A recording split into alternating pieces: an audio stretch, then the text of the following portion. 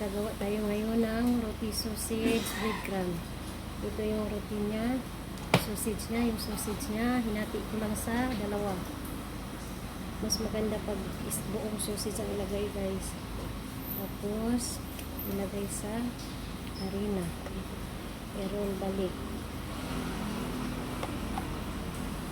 Ilagay sa harina ulit.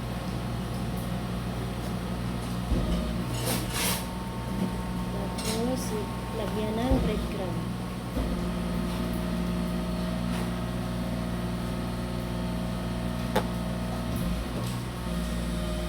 Ito na siya, guys. Roti sausage.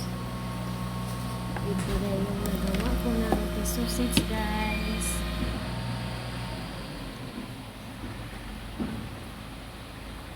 Thank you, guys.